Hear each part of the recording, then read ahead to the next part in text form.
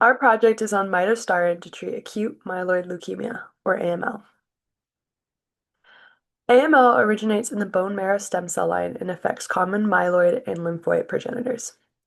Instead of differentiating into different red and white blood cells as they normally do, these cells remain stuck as myeloblasts.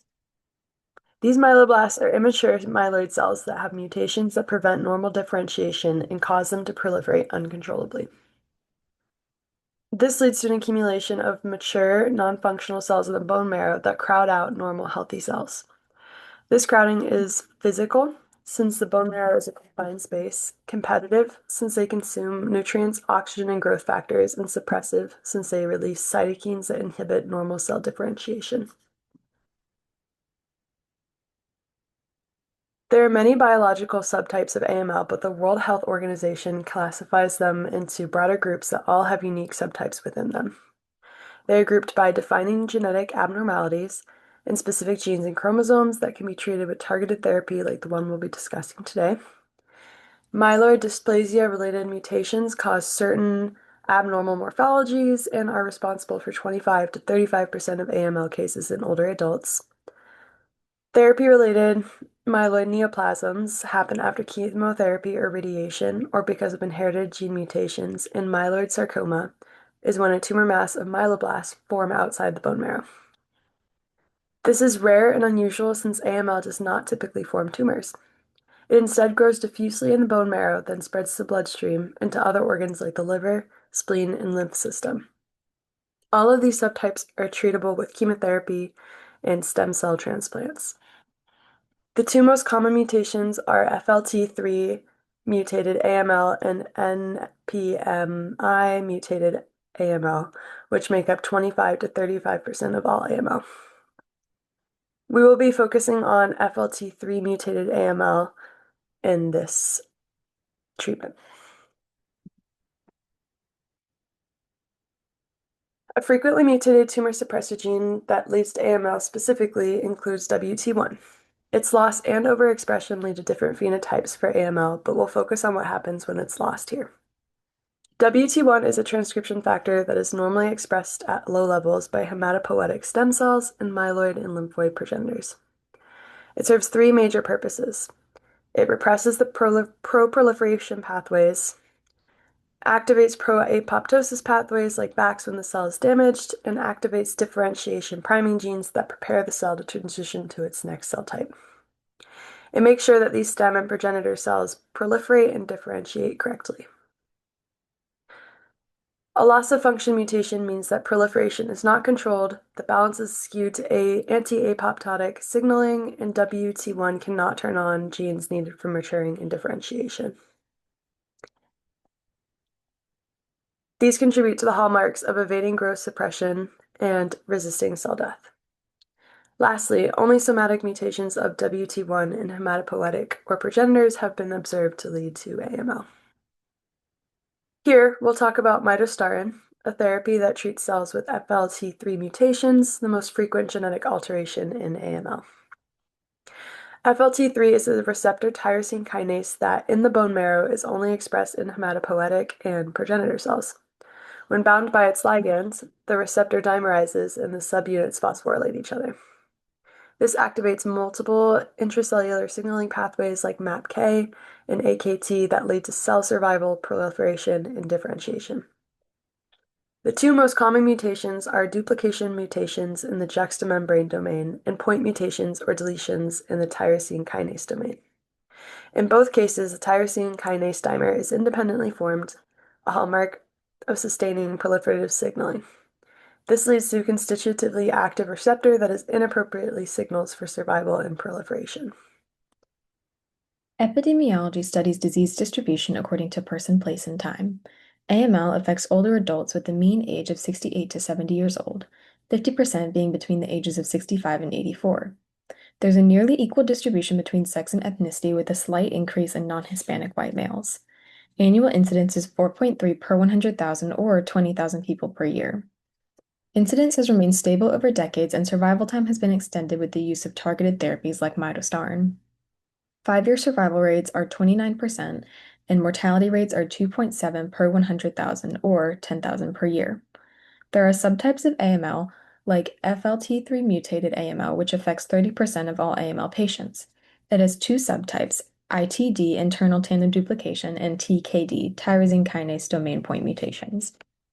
The demographic is a little younger than non-FLT3 mutated AML, with average distribution of 58 to 62 years, with the same sex and ethnicity distribution. Both of these AML types are typically found in high-income countries that have more funding for molecular testing and have higher concentrations of older populations.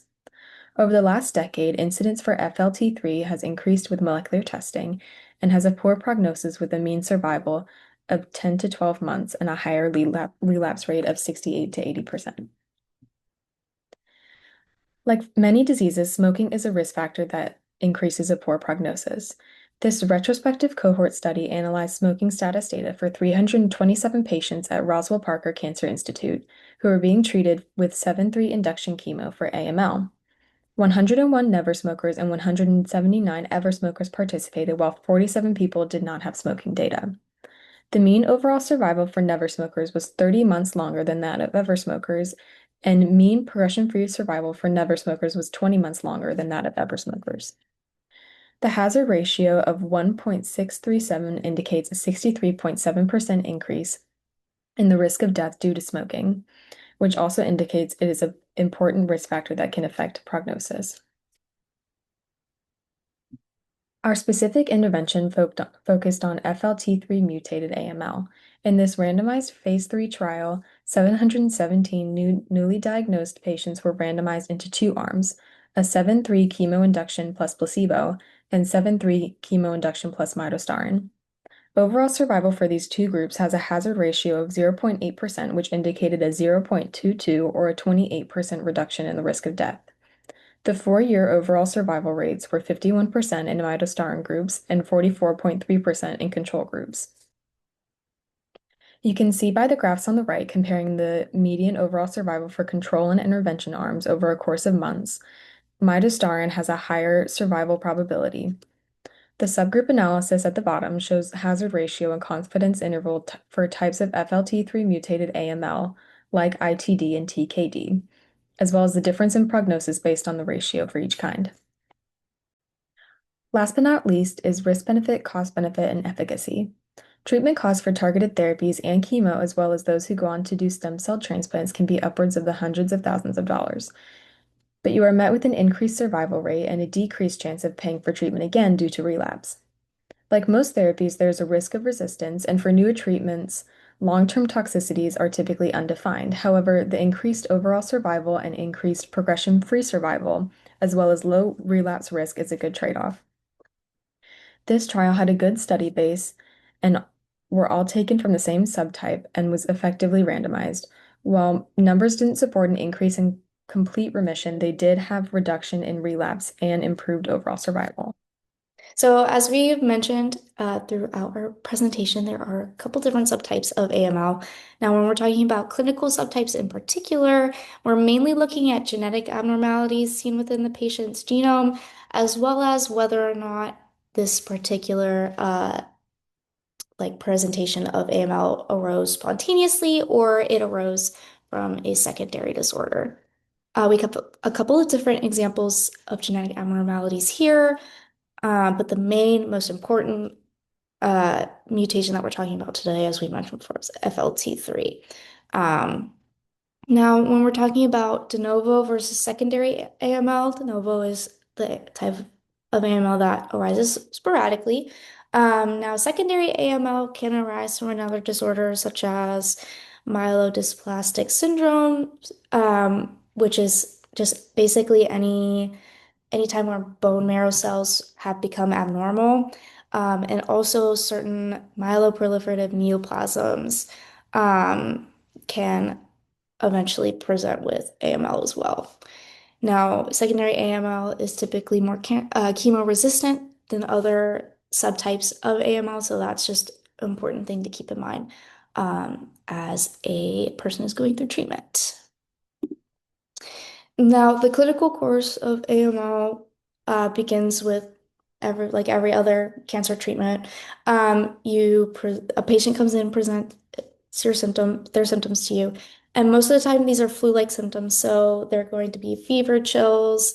The biggest thing with this is the inability to fight infections. And that's because of the issues with not only white blood cells, but red blood cells and platelets that occur within AML patients. Alongside with assessing these symptoms, it's very important to do blood cell counts. You can do that through a complete blood count, and then performing bone marrow biopsies and aspirations.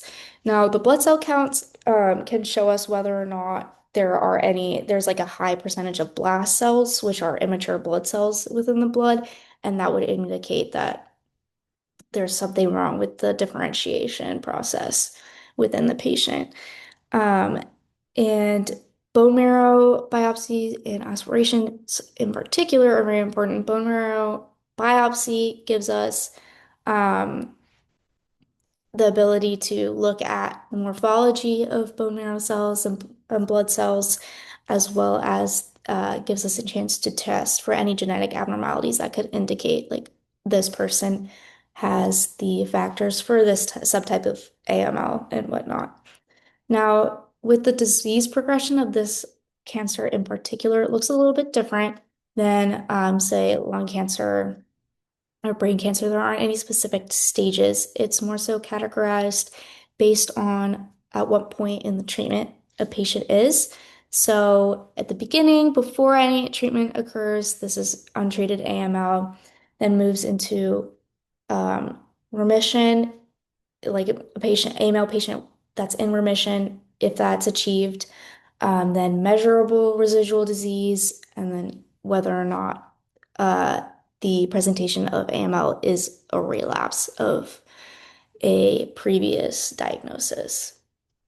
There are several prognostic factors that come along with AML, such as age, prior treatments, as I've been mentioning, and then genetic issues and disorders.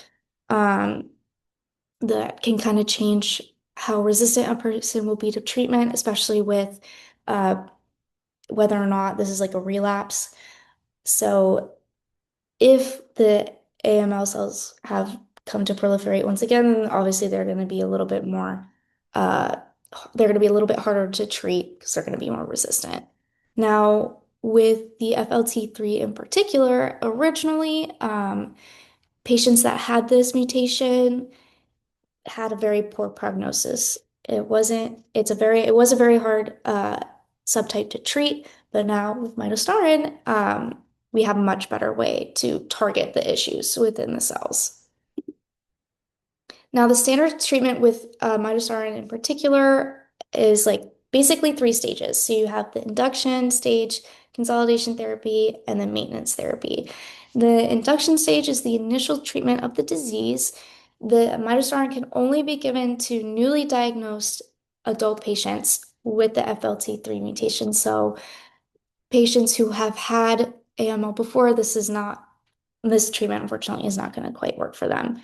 Um, Now, in the induction stage, this is given alongside other standard chemotherapies, typically a 7+3 treatment. Now, that just means that there are 7 days of cytarabine or yes, sorry, 7 days of cytarabine continuously, and then 3 days of dianorubicin on top of that, but only 3 days at a time. Now, if a patient is able to achieve remission from this initial treatment, then you can move on to consolidation therapy, which just basically has the goal of killing all remaining cancer cells within a patient. Um, and this is still not given as a single agent, it's still given alongside a high dose of cytarabine. Now, once this once the patient has reached an acceptable level of cancer cells within their body, then you can move on to maintenance therapy, which is basically just the prevention of recurrence. At this point, midostaurin can be given as a single agent. It does not need any other chemotherapies acting alongside of it. It can be administered for up to 1 year after the completion of consolidation therapy, and hopefully will prevent any recurrence of this particular subtype of AML within a patient. Myostatin, as previously mentioned, is a tyrosine kinase inhibitor, specifically a type 3 tyrosine kinase inhibitor. What characterizes it as a type 3 RTK is that it has a split kinase domain as well as a 5-immunoglobulin-like extracellular domain. Its main functions are to carry out hematopoiesis, which is the creation of different components of blood cells. It targets multiple proteins, such as the FLT3, which is that main protein we discussed earlier that is mutated.